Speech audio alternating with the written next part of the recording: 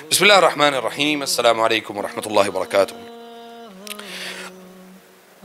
آج میں آپ کے ساتھ جو چیزیں شیئر کروں گا وہ اپنے تجربات بھی شیئر کروں گا انشاءاللہ، اور جو واقعات ہیں وہ بھی شیئر کروں گا، تاکہ آپ کو یہ اندازہ ہو کہ اس فیلڈ کے اندر ہم نے ذاتی طور پہ کن کن مشکلات کا سامنا کیا، اور اس فیلڈ کو لوگ اپنے طور پہ کتنا آسان سمجھتے ہیں۔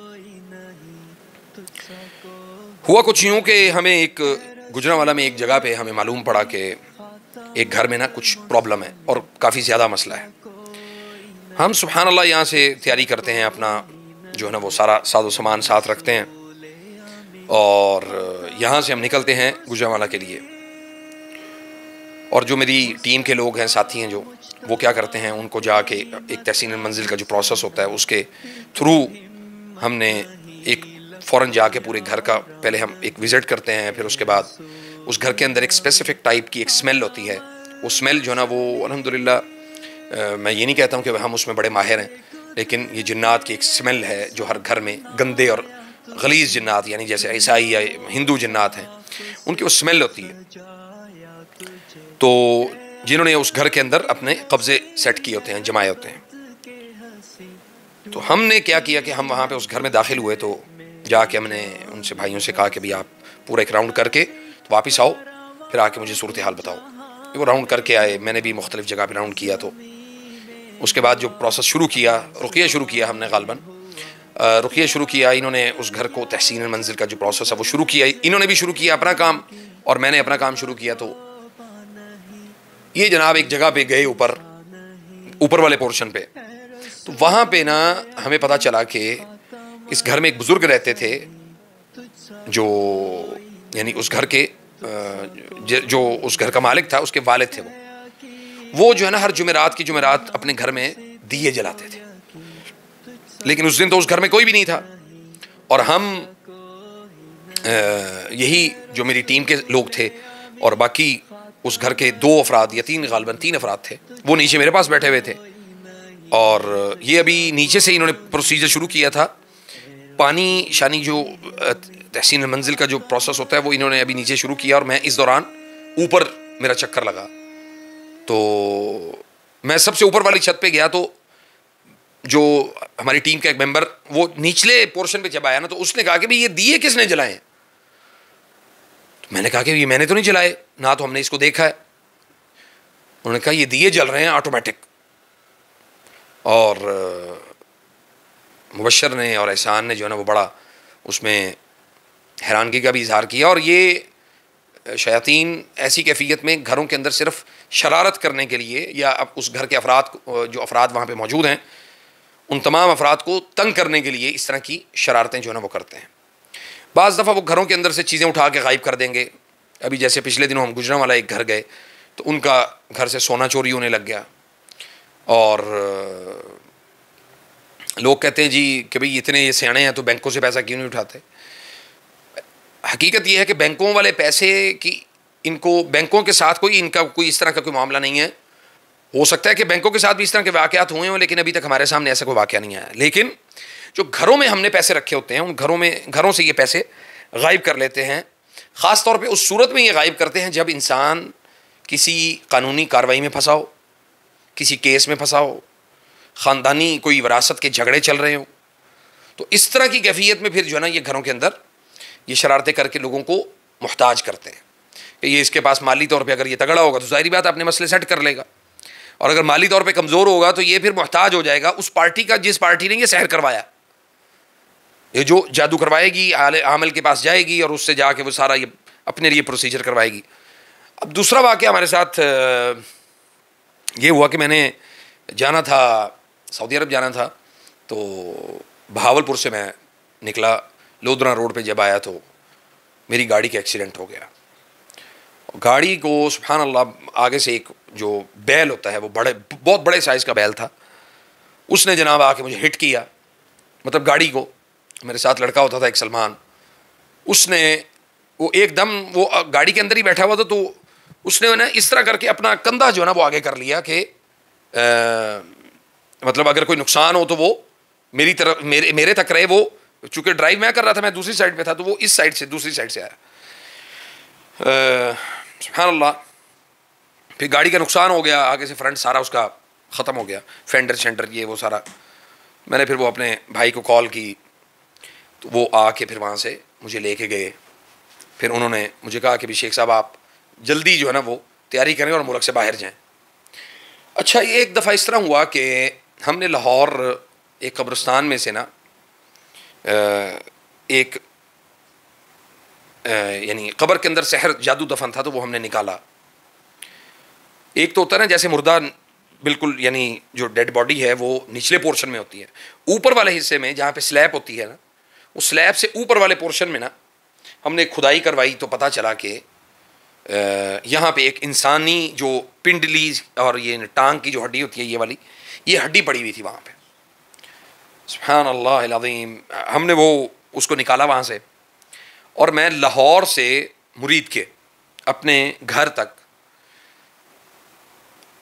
تقریباً 3 یا 4 گھنٹے میں گاڑی ڈرائیو کر کے 20-30 کی سپیڈ پہ پہنچا. مجھ سے گاڑی ڈرائیو نہ ہو، باڈی میں نے نکال کے سیو کر کے وہ پیچھے رکھ لی، تو گاڑی مطلب چلے ہی نہیں مجھ سے.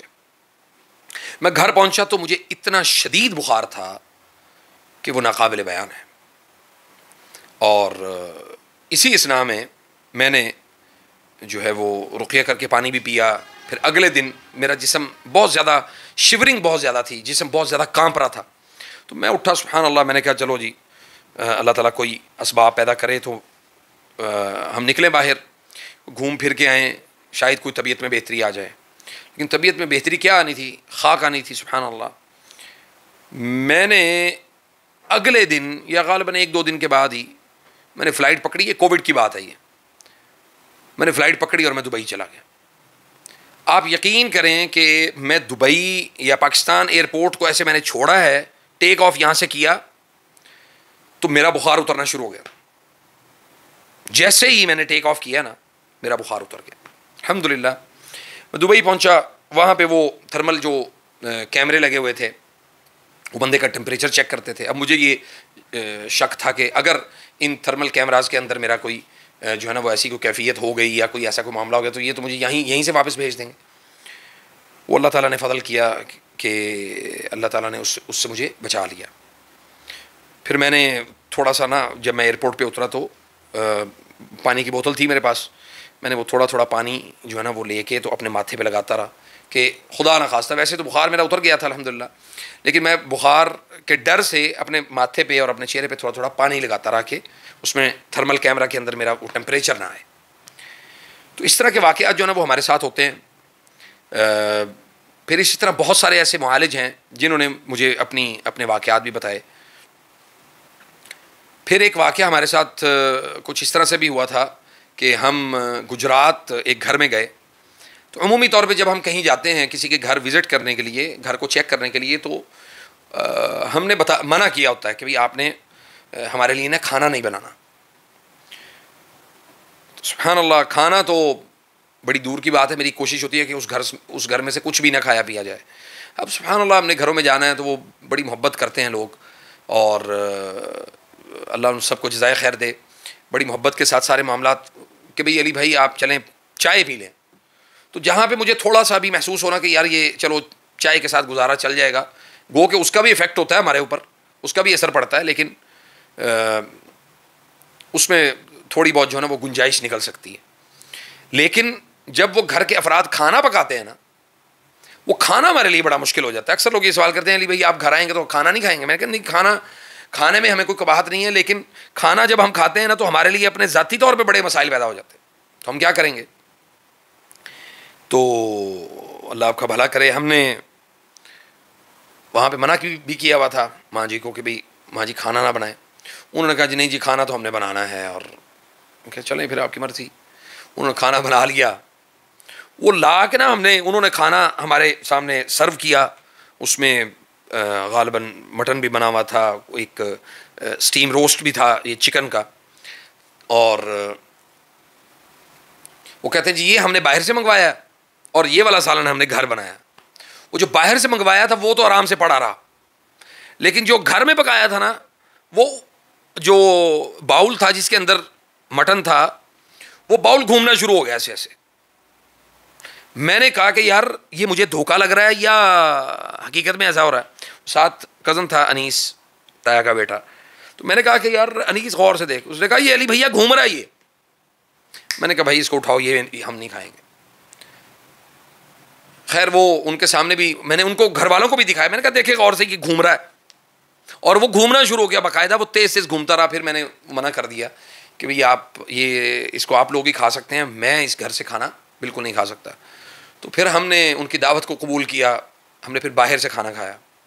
بعض لوگ جو ہے نا وہ یہ کہتے ہیں کہ بھئی علی بھائی گھر سے کھانا. میں نے کہا جی گھر کا کھانے میں کوئی قباحت نہیں ہے, لیکن چونکہ میرا معاملہ اس طرح کا ہے کہ ہم نے سفر میں بھی رہنا ہے اور بھوک بھی ظاہری بات الگ نہیں ہے, انسان ہے, کھانا تو کھائیں گے. وہ پھر دوسری صورت سے یہی نکلتی ہے کہ ہم پھر باہر سے کہیں جو ہے نا وہ مناسب اور اچھا جو ہے نا وہ کھانا وہ کھا لیتے ہیں. تو اس طرح کے واقعات ہوتے ہیں. یہ ایسا نہیں ہے کہ کوئی معالج جو ہے نا وہ اس فیلڈ میں آیا ہوا ہے اور اس میں کام کر رہا ہے تو اس کے ساتھ دشمنی نہیں ہوگی شیاطین کی. عدو وہ مبین, یہ کھلا دشمن ہے, اس نے دشمنی لینی ہے. کہیں نہ کہیں ہمیں نقصان دینے کی کوشش کرے گا, اپنے راستے سے ہٹانے کی کوشش کرے گا.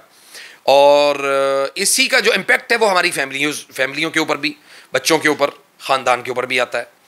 اس ضمن میں بھی ہمیں بہت ساری چیزوں کو بیئر کرنا پڑتا ہے. برداشت کریں گے, ہم وہ بیئر کریں گے, ان کو برداشت کریں گے تو اللہ تعالیٰ جو ہے نا وہ پھر حفاظتی جو حصار ہے وہ اس کو قائم رکھتا ہے. اچھا یہاں پہ ایک اور بھی بڑا سوال میرے دماغ میں آ گیا کہ لوگ اکثر یہ کہتے ہیں کہ علی بھائی لوگ جو ہے نا وہ علاج بھی کرتے ہیں, آپ بھی علاج کرتے ہیں, تو مجھے یہ بتائیں کہ آپ اس میں حفاظتی حصار کیسے سیٹ کرتے ہیں اپنا, آپ کا ذاتی جو حفاظتی حصار ہے وہ کیسے ہوتا ہے؟